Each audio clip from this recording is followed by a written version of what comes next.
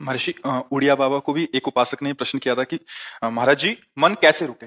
तो उड़िया बाबा ने उत्तर दिया नियम पालन से। यदि हम नियम पर दृढ़ रहें तो मन हमारा क्या कर सकता है। नियम तो परमात्मा देखता है, हम लोग नियम पर दृढ़ नहीं रहते, इसी से हमारे देश की दुर्दशा है। संध्या वंदन तक का नियम जाता रहा है, भजन करने के लिए नियम की बड़ी आवश्यकता। हाँ, बड़े नियम की आवश्यकता है। तो जैसे प्रातः काल से सायं काल तक की हर व्यक्ति की अपनी एक दिनचर्या होनी चाहिए।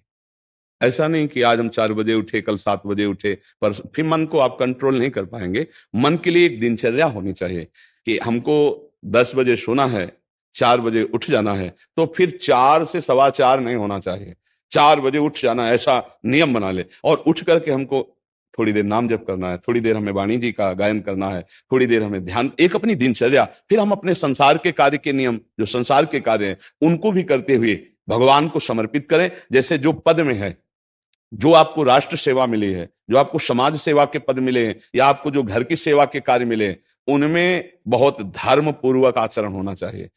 अगर आप अधर्म आचरण करते हैं, अपने पद का दुरुपयोग करते हैं, तो आप सुबह जग करके थोड़ा माला चला लीजिए, फिर भी आपका कल्याण नहीं होगा, क्योंकि आप अपने पद का, अपने सेवा का दुरुपयोग कर रहे हैं। जैसे हम जानते हैं कि अधर्म आचरण है, ये अधर्मी है, हमें पता है दोषी है, और वो हमको कुछ धन दे देता है, और हम उसको मुक्त करवाने की बात सोचते हैं, और जो निर्दोष है उसको फंसा देते हैं। अब तुम चाहे जितना माला चलाने की कोशिश करो या दान पुण्य करो, वो तुम्हारा अधर्म आचरण, वो अधर्म का धन तुम्हें सतमार्ग में नहीं जाने देगा। नियम लेना चाहिए कि जिस पद में है, जिस धर्म में है, जिस कर्तव्य में है, चाहे कुछ भी हो जाए, हम अपने कर्तव्य से विमुख नहीं होंगे।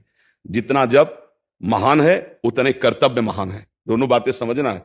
जब माला फेरा और इसके बाद बेईमानी, अधर्माचरण, इनका कोई नियम नहीं है कि हमें कैसे चलना है, तो वो माला काम नहीं कर पाएगा, क्योंकि उसका तभी सत्य भाव माना जाएगा माला जपला जब धर्माचरण है। धर्माचरण नियम से। बोले वो बड़े कट्टर नियम वाले हैं, उनको घूस नहीं, आप उनको भयभीत करके नहीं काम करवा सकते, प्रलोभन में काम नहीं करा सकते। ये हमारी गृहस्थी है ना, तो गृहस्थी के पालन के लिए धन चाहिए, और धन के लिए हम धर्म को आगे रखें, धन को नहीं।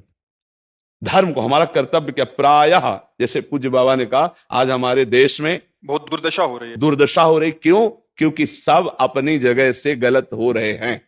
अगर अपनी जगह हम ठीक रहे तो हमारी दुर्दशा नहीं होगी, हमारा भजन कम होगा, लेकिन हम धर्म से चल रहे हैं तो हम विजयी होंगे। हम भगवान को प्रसन्न कर सकते हैं, क्योंकि हमें जो कार्य मिला है वो भगवान का ही कार्य, सृष्टि भगवान का कार्य। जैसे नए बच्चे कुछ वकालत पढ़ रहे थे, तो यहाँ के प्रश्न किया था कि हम जानते हैं कि वो दोषी नहीं है, हम जानते हैं कि वो दोषी है, पर दोषी हमें पैसा दे रहा है, तो हम वकालत पढ़ी इसीलिए, हम उसको जिताएंगे, तो क्या कोई पाप है? तो उनका खुला पाप है। बोले नहीं, हमारी कोई ऐसा कंपनी दो, ऐसा कुछ बोले कि हमारी कंपनी को ये सिखाया जाता है, तो हमको तो ये करना ही होगा, अगर नहीं करेंगे तो हमारी वकालत का मतलब क्या रहा? तो नहीं, वकालत का मतलब अधर्मी को मुक्त करवाना नहीं है, वकालत का मतलब अधर्मी के सबूत एकत्रित करके उसको दंड दिलवाना है, और धर्मात्मा को मुक्त करवाना है। अब इसके लिए आपके पास अर्थव्यवस्था अगर कमजोर भी है, तो धर्म व्यवस्था आपकी पूरी है। धर्म व्यवस्था ठीक है तो परिवार स्वस्थ रहेगा, सुखी रहेगा, भगवान आप पर प्रसन्न रहेंगे। अच्छा, फिर हमने तर्क रखा कि जैसे आपकी बहन के साथ कोई गलत व्यवहार करे, आपको पता है, और वो आपको 10 लाख रुपया घूस दे, तो क्या आप उसका पक्ष लेंगे? नहीं। तो फिर दूसरी बहन के साथ किया है। अब यहां विचार करना है ना, अपने भाई का अगर कत्ल किए हो, मुझे पता हो कि ये दोषी है, तो क्या हम पैसे से उसको मुक्त करने देंगे? लगेगा कि जान की बाजी लगा देंगे, और तुम्हें हम, ऐसे ही एक गरीब आदमी की किसी ने हत्या की, तो आपका पक्ष बनता है। पर यह ज्ञान कहां मिलेगा? बिना अध्यात्म के ज्ञान तो मिलेगा नहीं। ज्ञान तो इस बात का मिला कि कैसे पैसा कमाया जाए। अच्छा, वो पैसा यदि अधर्म से आया है तो आपकी दुर्दशा कर देगा, आपकी बुद्धि भ्रष्ट कर देगा।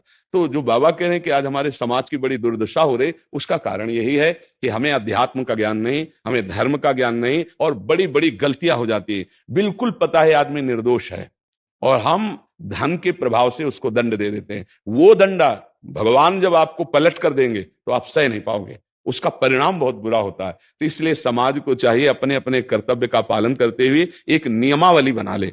जैसे कुछ दुकानों का नियम होता है कि वहां फिक्स रेट होता है, नहीं होता? वहां ये नहीं चलेगा कि कसम से कहते हैं कि तुम्हें हम अपना जान करके कि 100 रुपया मीटर ये मिला है, हम बिल्कुल मुनाफा नहीं ले रहे। नहीं, झूठ क्यों बोल रहे हो? दुकान खोले हो मुनाफा के लिए, झूठ के बोल रहे हो? नहीं लेंगे मुनाफा, हम जितने का लाए हैं उससे मुनाफा लेंगे, पर 120 रुपया मीटर देंगे, कपड़ा बढ़िया है, नाप फिट है, इससे नीचे नहीं उतरेंगे और हमें सफाई देने की जरूरत नहीं है कि हम कसम खाते हैं या ऐसा। जानते हो ये बिजली है, ये दुकान है, नौकर लगे हैं, तो इसका मुनाफा लेने के लिए दुकान खोलें, कोई दान करने के लिए तो नहीं। तो सबको पता है मुनाफा लेगा, लेकिन एक फिक्स दाम, उसे 10-20 रुपया का मुनाफा लेकर के हम उसको बेच रहे हैं। लेकिन झूठ क्यों बोले? बोले झूठ के बिना धंधा नहीं चलता। नहीं, ऐसा नहीं है। अब असत्य बोलोगे तो उससे जो आपको मुनाफा मिलेगा वो आपकी बुद्धि भ्रष्ट करेगा, और सत्य है कि मुनाफा के लिए है वही चीज, और आप एक फिक्स रेट में दे रहे हैं, बढ़िया है। अब अगर आप कोई मिलावट करके भोजन सामग्री